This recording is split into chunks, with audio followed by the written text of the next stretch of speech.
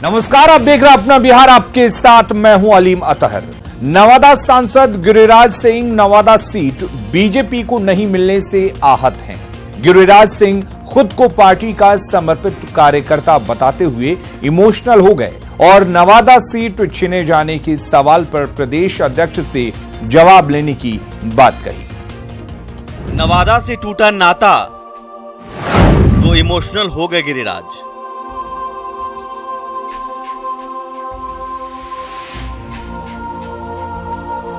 से इमोशनल है आप? अब इसको आप कार्यकर्ता होना इमोशनल है तो मैं इमोशनल। अब इसको आप कार्यकर्ता होना इमोशनल है तो मैं इमोशनल हूं। एनडीए में सीट शेयरिंग के फॉर्मूले के सामने आने के बाद यह तय हो गया है कि नवादा से बीजेपी के वर्तमान सांसद गिरिराज सिंह इस बार नवादा से चुनावी मैदान में नहीं होंगे। चुनाव लड़ेंगे कि नहीं आप, अगर पार्टी कहती है तो? कार्यकर्ता था, कार्यकर्ता हूं, कार्यकर्ता रहूंगा। स्टार प्रचारक की भूमिका आपको दी जा सकती है क्या? आप पूरे बिहार घूमेंगे? कार्यकर्ता था, कार्यकर्ता हूं, कार्यकर्ता रहूंगा। पार्टी के खिलाफ वोटिंग करने वालों को पाकिस्तान भेजने वाले गिरिराज सिंह आज हर सवाल का एक ही जवाब दे रहे हैं। पार्टी का कार्यकर्ता था, कार्यकर्ता हूं और कार्यकर्ता रहूंगा। साल 2014 में गिरिराज की बेगूसराय से चुनाव लड़ने की इच्छा थी, लेकिन 2014 लोकसभा चुनाव में गिरिराज सिंह को नवादा से टिकट दिया गया। गिरिराज नवादा से चुनाव जीतकर लोकसभा पहुंचे और इस बार उनकी पूरी इच्छा थी कि वो नवादा से ही चुनाव लड़ें, लेकिन सीट बंटवारे में नवादा एलजेपी के खाते में चली गई और गिरिराज इससे आहत हैं। गिरिराज सिंह की माने तो उन्होंने पार्टी प्रदेश अध्यक्ष नित्यानंद राय को 1-2 बार नहीं बल्कि 200 बार अपनी इच्छा जाहिर की थी और उन्हें पूरा भरोसा भी मिला था। क्या वजह रही? क्या आपने वहां परफॉर्म नहीं किया इसलिए आपका टिकट कटा, या फिर आप साजिश के शिकार हुए? ये तो प्रदेश अध्यक्ष माननीय नित्यानंद जी ही बता सकते हैं। जो उन्होंने मुझे कहा था कि आप दादा जहां से चाहेंगे वहीं से लड़ेंगे। गिरिराज सिंह इस बार बेगूसराय से चुनाव लड़ेंगे या नहीं, इस पर भी गिरिराज सिंह ने गोलमोल ही जवाब दिया और हर बार कार्यकर्ता था, हूं और रहूंगा वाली बात ही कही। दादा, अंतिम बात बता दीजिए कि आप क्या निर्णय लेने वाले हैं दर्शकों को? मैं कार्यकर्ता था, कार्यकर्ता हूं, कार्यकर्ता रहूंगा और नवादा में छूटे हुए कामों को पूरा करूंगा। नवादा से नाता टूटने पर गिरिराज सिंह भावुक हैं और भरोसे के बाद भी सीट एलजेपी को दिए जाने से आहत। गिरिराज सिंह को बेगूसराय से टिकट मिलता है या नहीं, इस पर तो पार्टी को फैसला करना है, लेकिन इतना जरूर है कि इस चुनावी मौसम में नेताओं के दिल टूटने का ये कोई पहला मामला नहीं होगा, क्योंकि अभी तक तो महागठबंधन का फॉर्मूला ही सामने नहीं आया है। पटना से न्यूज़ 18 के लिए ब्रिजम पांडे की रिपोर्ट। केंद्रीय मंत्री गिरिराज सिंह का नवादा से टिकट कट गया। अब नवादा सीट एलजेपी के खाते में है। गिरिराज सिंह ने फैसले को लेकर नाराजगी जाहिर की। इस पर चिराग पासवान ने कहा कि गिरिराज सिंह से उनकी बात तो हुई थी, जबकि बीजेपी एमएलसी और राष्ट्रीय मंत्री रजनीश कुमार ने गिरिराज की नाराजगी को नौटंकी करार दिया। जब सीटों की संभावनाओं को लेकर चर्चाएं चल रही थी तो उस वक्त भी मुझे जानकारी मिली कि शायद वो किसी वजह से नाराज़ चल रहे हैं। तो मैंने उस दिन उनको सामने से ही मैंने उनको फ़ोन किया। बहुत सहज रूप में मेरी उनसे बातचीत हुई, बल्कि उन्होंने मुझे बहुत सराहा, खूब आशीर्वाद भी दिया। उन्होंने कहा कि मैं उम्र भर में आपका ऋणी रहूंगा। जिस तरीके से आपने ये व्यवहार दिखाया, अमूमन राजनीतिक जगत में इस तरीके का व्यवहार देखने को नहीं मिलता। क्योंकि मैंने उनको सामने से फ़ोन करके बोला कि सर, अगर इस सीट को लेकर और आपकी कोई नाराज़गी है तो आप मुझे बताइए। तो और आज जिस तरीके से पुनः उनकी नाराज़गी की खबरें सामने आ रही हैं, मैं पुनः उनसे बात करूंगा और कम से कम इस बात को मैं ज़रूर सुनिश्चित करूंगा कि मेरी वजह से या मेरी पार्टी की वजह से वो नाराज़ ना हो। हमने कहा है कि गिरिराज सिंह जी को अब वो छोड़ना चाहिए नौटंकी, और वो आकर के सीधे बेगूसराय में तैयारी करें। तो बेगूसराय में वो फोन लोगों को कर ही रहे हैं कि मेरा हो गया, मैं आ रहा हूँ और तैयारी कर लोगों को बोल रहे हैं। तो अब फिर वो क्या दिखा रहे हैं नवादा प्रेम और बाकी चीजों को इस तरह से। इसलिए मैंने जस्ट उसको एक ट्वीट के माध्यम से किया है और कोई बात नहीं है। उनको आना चाहिए चुनाव, पार्टी अगर उनको कह रहा है तो आके चुनाव लड़ना। एनडीए में कौन कौन सी पार्टी कहां से चुनाव लड़ेगी, इसका ऐलान तो हो गया, लेकिन सवाल है कि कौन उम्मीदवार कहां से मैदान में उतरेगा, इसका ऐलान कब होगा। एक रिपोर्ट। हुआ सीट का पटना में, जिसमें तीनों हम लोग प्रदेश के अध्यक्ष थे। उसमें एक आम सहमति बनी कि जो भी 40 सीट में जो उम्मीदवार का चयन होगा, घोषणा होगा, एक साथ प्रेस कॉन्फ्रेंस करके हम लोग करेंगे। तो वो प्रेस कॉन्फ्रेंस कल हो या परसों हो, लेकिन होली के पहले निश्चित रूप से 40 सीट का हम लोग घोषणा जीतेंगे। जो सीटें हम लोगों को मिली हैं तो उन सीटों पर फीडबैक लेना, चूँकि उम्मीदवारों की घोषणा 3-4 दिनों के अंदर ही हम लोग करेंगे, होली के बाद। होली के बाद या होली के पहले आखिर कब होगा एनडीए उम्मीदवारों के नाम का ऐलान? ये सवाल इन दो सहयोगी पार्टियों के प्रदेश अध्यक्षों के परस्पर विरोधी बयान से पैदा हो गया है। ये बयान बताने के लिए काफी है कि एनडीए में अब भी कुछ पेच फंसा है। अब नाम पर है, सीट पर है या किसी खास रणनीति का हिस्सा है, ये तो एनडीए के बड़े नेता ही बता पाएंगे। लेकिन परिस्थितियां बताने के लिए काफी हैं कि कुछ न कुछ है। अगर ऐसा नहीं होता तो दिल्ली में एलजेपी पार्लियामेंट्री बोर्ड की बैठक होती, उम्मीदवारों के नाम तय हो जाते, लेकिन नामों का ऐलान रोक नहीं दिया जाता। गोवा के मुख्यमंत्री और भारत सरकार के पूर्व रक्षा मंत्री मनोहर पार्रिकर जी का जिस तरीके से कल दुखद निधन हुआ, उसको लेकर हम लोग किसी भी प्रत्याशी के नाम की आज हम लोग घोषणा नहीं कर रहे हैं। अब सवाल है कि आखिर किस तरह का पेच फंसा है, तो दावे के साथ तो इन तीनों पार्टियों के बड़े नेता ही बता सकते हैं। लेकिन महागठबंधन में छिड़ी रार इस ओर संकेत कर रही है कि एनडीए के नेता महागठबंधन में सीट बंटवारे का इंतजार कर रहे हैं, ताकि विरोधी अपने पत्ते खोले, उसके बाद तुरुप का पत्ता चले। मतलब वेट एंड वॉच की मुद्रा में एनडीए है। देखना होगा महागठबंधन का महामंथन कब खत्म होता है, कब सहमति बनती है और कब एनडीए की तरफ से भी सब कुछ साफ किया जाता है। दिल्ली से दिवाकर, पटना से आनंद अमृतराज के साथ ब्यूरो रिपोर्ट, न्यूज़ 18। बिहार में लोकसभा चुनाव को लेकर एनडीए की चुनाव एक्सप्रेस स्टेशन से निकल पड़ी है, जबकि महागठबंधन की चुनाव एक्सप्रेस अभी डॉकयार्ड में ही फंसी पड़ी है।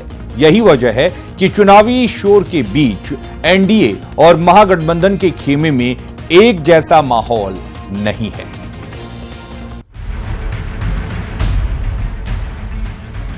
लोकसभा चुनाव को लेकर बिहार एनडीए के खेमे में जोश है, जज्बा है, जुनून है, तो महागठबंधन के खेमे में अनबन है, खामोशी है, सन्नाटा है। चुनाव के दरमियान इन दोनों खेमों में एक जैसा माहौल होना चाहिए, लेकिन यहां तो बिल्कुल विपरीत माहौल बना हुआ है। अब दोनों खेमों में अलग अलग चुनावी फिजा के पीछे की वजह भी जान लीजिए। आरजेडी और कांग्रेस के कार्यकर्ताओं का जोश इसलिए गायब हो गया है कि चुनाव की उल्टी गिनती शुरू हो चुकी है। आज पहले चरण की नामांकन प्रक्रिया भी शुरू हो चुकी है, लेकिन अभी तक महागठबंधन में किसको कितनी सीट, कौन कौन सी सीट और किस सीट पर कौन प्रत्याशी, ये सब सवाल जस के तस बने हुए। ऊपर से कांग्रेस और आरजेडी के बीच बढ़ रही अनबन से महागठबंधन टूटने का खतरा मंडराने लगा है, जिसकी वजह से आरजेडी और कांग्रेस दोनों दलों के नेता निराश हैं। देखिए, जल्द से जल्द तो होना ही चाहिए, चूँकि प्रथम जो नामांकन है 18 तारीख से शुरू है। मैं समझता हूँ कि इलेक्शन कमीशन का भी नोटिफिकेशन हो ही जाएगा, तो सभी दल के कार्यकर्ताओं को रहता है कौन दल से कहाँ लड़े। वार्ता हो रही है, वहाँ हमारे राष्ट्रीय अध्यक्ष लगे हुए हैं, उनकी भी चिंता है कि बिहार की समस्या जो घटक दलों के बीच में है सो जल्द से समाधान हो जाए। इधर एनडीए के खेमे में वक्त पर सीटों का बंटवारा हो गया और एक दिन पहले कौन सी सीट किसके खाते में गई इसका भी ऐलान हो गया, जिसके बाद सभी दल अपने अपने खाते की सीटों पर प्रत्याशी के चुनाव में जुट गए हैं। इसी वजह से बीजेपी और जेडीयू दोनों के दफ्तरों पर चहल पहल बढ़ गई है। तो इसमें कोई संदेह नहीं कि एनडीए के जिस तरह से तीनों घटक एकजुट होकर एक मुट्ठी बनकर काम कर रहे हैं, माने कॉन्फिडेंस और उत्साह जो है एक दूसरे लेवल पे है। और दूसरी तरफ देखिएगा तो उन बेचारे को ये नहीं पता है कि हम दिल्ली जा रहे हैं कि गुवाहाटी जा रहे हैं कि चिकमगलुरु जा रहे हैं। बहुत ज़्यादा इसका असर पड़ेगा। जो लेट ट्रेन खुलती है लेट ही पहुंचेगी, जो आगे खुलेगी आगे पहुंचेगी। अब ऐसे वक्त में जब पहले चरण के मतदान के लिए महज 20-22 दिन बचे हों और महागठबंधन दल अभी तक किसी नतीजे पर पहुंच नहीं पाए, तो नेताओं और कार्यकर्ताओं में निराश होना लाजमी है। पटना से साकेत कुमार, न्यूज़ 18। तो महागठबंधन में सीट शेयरिंग का पेंच उलझता ही जा रहा है। मांझी से लेकर कुशवाहा तक अपनी डफली, अपना राग लेकर बैठे हैं। इधर सीपीआई-एमएल ने परेशानी को और बढ़ा दिया है। एक रिपोर्ट। सूत्रों के हवाले से खबर मिल रही है कि कांग्रेस को 10 सीटें ही साझा करने को आरजेडी तैयार दिख रहा है। वहीं कांग्रेस 11 सीटों पर चुनाव लड़ने पर अड़ी है। इसके साथ ही कांग्रेस ने महागठबंधन की उलझन सुलझाने के लिए आरजेडी को 48 घंटे का अल्टीमेटम दिया है। हालांकि पार्टी विधायक अजय यादव कहती हैं ऐसी कोई बात नहीं है। महागठबंधन के अंदर कोई टकरार नहीं है। ये एक बड़ा परिवार है, जनाधार वाली सब पार्टी इसमें जुड़ी हुई है। सब चाहते हैं कि सबको बराबर मौका दिया जाए, अच्छे से सीट शेयरिंग दिया जाए, सब इसमें खुश रहें, इसी वजह से बैठेंगे। इधर कांग्रेस एमएलसी प्रेमचंद मिश्रा कहते हैं कि यूपी हो या कोई और राज्य, गठबंधन नहीं होने के लिए हमारी पार्टी जिम्मेदार नहीं है। कांग्रेस ने सहयोगियों को मीडिया में बयानबाजी से बचने की नसीहत भी दी है। कोई भी गठबंधन तभी कारगर होता है जब वैचारिक स्तर पर उसमें सामंजस्य हो और गठबंधन में शामिल सभी पार्टियां अपनी अपनी जिम्मेदारियों को समझें। इन सब के बीच सीपीआई एमएल महासचिव दीपांकर भट्टाचार्य ने कहा कि भाकपा माले आरा से राजू यादव को प्रत्याशी बनाएगा। उन्होंने साफ कहा कि किसी हाल में उनका ये फैसला नहीं टलेगा। महागठबंधन को जो फैसला करना हो करे। ये तो महागठबंधन के बाकी लोगों को भी तय करना है, हमने अपने स्तर पर तय करना है। कौन होंगे यहाँ से आपके उम्मीदवार? राजू जी हमारे नौजवान नेता, पिछली बार भी थे। राजू यादव आरा के हमारे चुनावी अभियान की शुरुआत है और मैं समझता हूँ कि पिछली बार हम लोग यहाँ तीसरे नंबर पर थे और भारतीय जनता पार्टी की जीत हो गई थी, पूरे देश में ही जीत हुई थी। पहले चरण के मतदान के लिए नामांकन प्रक्रिया शुरू हो गई है, लेकिन अब तक साफ तौर पर कुछ पता नहीं चल रहा है कि महागठबंधन में किसको कितनी सीटें मिली। सभी पार्टियों के नेता यही कहते हैं कोई दिक्कत नहीं है, लेकिन सवाल है कि अगर दिक्कत नहीं है तो फिर देरी क्यों। अमित सिंह, न्यूज़ 18, पटना। पटना साहिब सीट से रविशंकर प्रसाद और आरके सिन्हा ने दावा ठोका है। इस बीच अखिल भारतीय कायस्थ महासभा ने ऐलान कर दिया है कि बीजेपी अगर आरके सिन्हा को टिकट देगी तभी कायस्थ उनके साथ होंगे, नहीं तो कायस्थ अपना वोट किसी को भी देने को स्वतंत्र होंगे।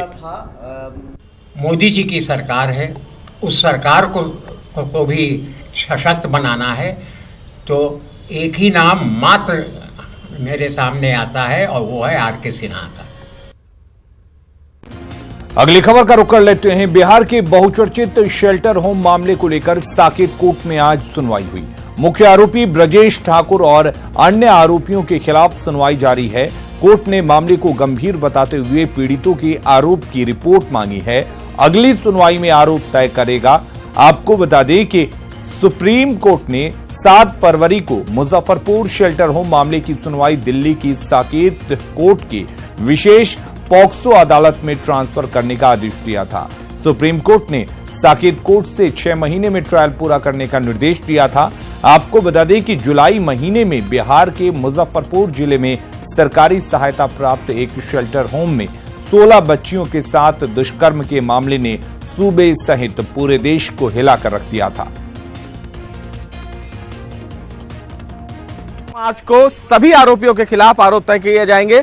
हमारे साथ वकील साहब हैं। सर, आज लंबा बहस चला, कई दस्तावेज थे जो सीबीआई से तलब किए गए। क्या 25 तारीख को होना है और क्या कुछ आज कोर्ट में हुआ?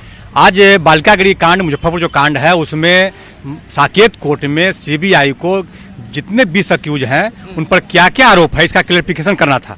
तो आज सीबीआई की तरफ से एक एक एक्यूज पर क्लियरिफिकेशन माननीय न्यायालय के सामने किया गया और बचाव पक्ष की तरफ से हम लोगों ने भी जो अपना पक्ष था वो रखा कि 164 में और 161। सोमवार कई परिवारों के लिए सिसकियां लेकर आया। 3 जगहों पर अपराधियों ने 4 लोगों को गोलियों से भून दिया। वारदात की 3 तस्वीर आप अपने टीवी स्क्रीन पर देख रहे हैं। पहली तस्वीर मोतिहारी की है, जहां 2 लोगों को अपराधियों ने मौत के घाट उतार दिया। दूसरी तस्वीर आरा की है, जहां बाइक सवार अपराधियों ने एक कारोबारी को निशाना बनाया। जबकि तीसरी तस्वीर जमुई की है, जहां सुबह सुबह एक शख्स की गोली मारकर हत्या कर दी गई। ये 3 तस्वीरें बिहार में सुशासन की पोल खोल रही है। ये 3 तस्वीरें बता रही है कि बिहार में अपराधी कितने बेखौफ हो चुके हैं। आरा में स्वर्ण व्यवसायी की हत्या,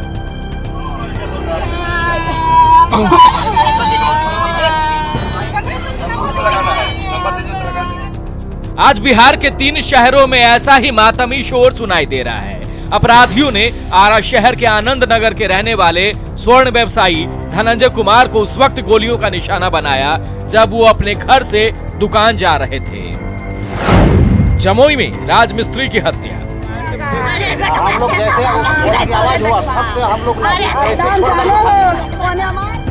जमुई की तस्वीर भी आरा से जुदा नहीं है। यहाँ शव पर एक माँ विलाप कर रही है। अपने जवान बेटे को खोने का दर्द ये लाचार माँ इस वक्त महसूस कर रही है। वहीं भतीजा सवाल पूछ रहा है कि लोग क्यों किसी की जान ले लेते हैं।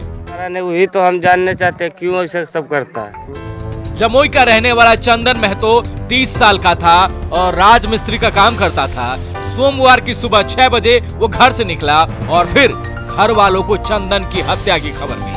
चंदन के शरीर पर गोलियों के कई निशान हैं, जो हत्यारों की बर्बरता की गवाही चीख चीख कर दे रहे हैं। मोतिहारी में डबल मर्डर। बीच सड़क पर एक दूसरे से कुछ ही मीटर की दूरी पर दो शव पड़े हैं। मोतिहारी के घोड़ासहन प्रखंड कार्यालय के सामने घटी इस डबल मर्डर की वारदात ने प्रशासन के दावों की पोल खोल दी है। मृतकों में एक वार्ड सदस्य बताया जा रहा है। आदर्श आचार संहिता लागू है, लेकिन बिहार में इससे कोई फर्क नहीं पड़ता, क्योंकि अपराधी बेखौफ हो चुके हैं। कानून का डर इनके अंदर से निकल चुका है। दिन दहाड़े और सरेराह हत्या की इन वारदातों ने यह भी साफ कर दिया है कि प्रशासन सुरक्षित बिहार का दावा तो करता है, लेकिन बिहार कितना सुरक्षित है ये दावों से ठीक उलट है। न्यूज़ 18 के लिए आरा से हिमांशु, जमुई से कुंदन और मोतिहारी से मुकेश की रिपोर्ट। मुंगेर पुलिस ने छापेमारी के दौरान भारी मात्रा में लॉटरी टिकट सहित सरगना समेत 6 लोगों को गिरफ्तार किया। जब्त लॉटरी की कीमत 11,55,500 रुपए बताई जा रही है। वहीं पुलिस ने मौके से 3 लैपटॉप, 1 मॉनिटर, 1 प्रिंटर और 75,000 रुपए कैश भी बरामद किया है। वहीं थानाध्यक्ष ने बताया कि सभी गिरफ्तार पश्चिम बंगाल के रहने वाले हैं।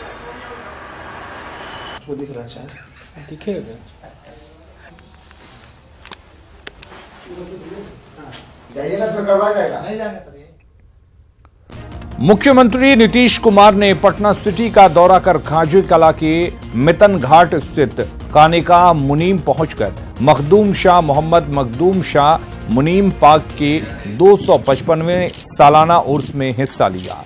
इस मौके पर मुख्यमंत्री ने मखदूम शाह मुनीम पाक के मजार पर चादर पोशी कर प्रदेश की खुशहाली के लिए दुआएं मांगी। मुख्यमंत्री ने इस अवसर पर खानाकाए मुनीम में आयोजित कव्वाली में भी शिरकत की।